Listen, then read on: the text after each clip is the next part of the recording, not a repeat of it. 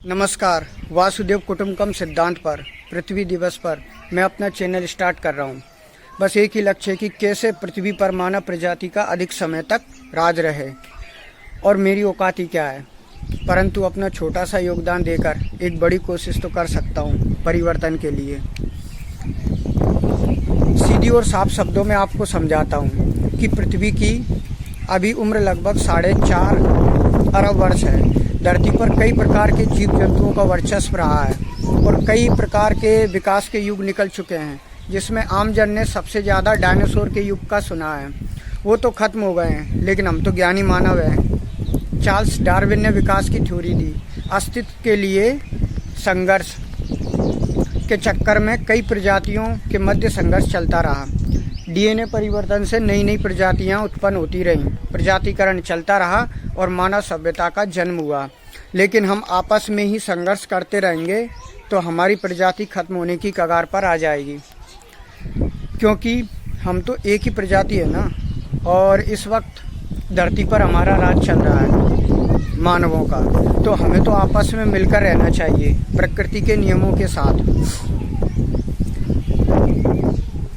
क्योंकि डीएनए परिवर्तन से नई नई प्रजातियां उत्पन्न होती हैं, तो हमें प्रयास करना चाहिए कि हमारा डीएनए और भी बेहतर सकारात्मक रचनात्मक बनता रहे, ना कि ऐसा कि प्रकृति के यानी खुद के दुश्मन हो जाएं। हमारी संस्कृति ने हमें वासुदेव कुटुंबकम का सिद्धांत दिया है, जो इंसान ही नहीं सभी जीव जंतुओं और वनस्पतियों से प्यार करना सिखाता है। याद रखना, मानव पृथ्वी का है, पृथ्वी मानव की नहीं है।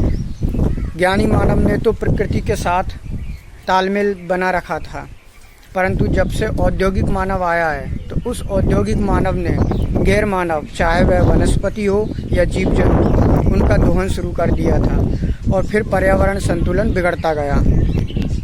दोस्तों, हर समस्या का एक ही समाधान है, सिर्फ अब आने वाली पीढ़ी को संस्कार देना।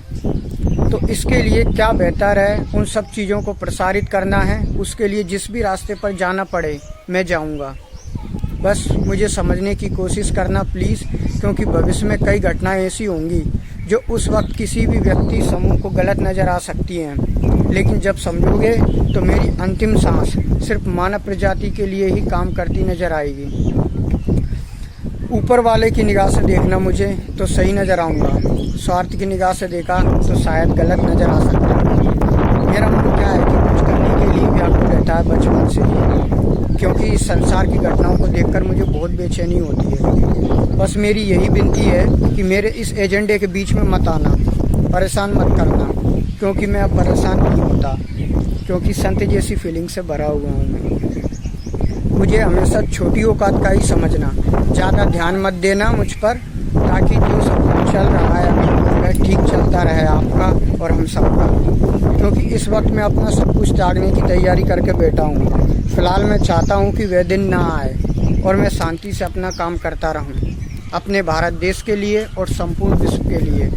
एक माँ की तरह निस्वार्थ ख्याल रखने वाली इस पृथ्वी का हमें ख्याल रखना है। प्रकृति भगवान है मानव सभ्यता के लिए।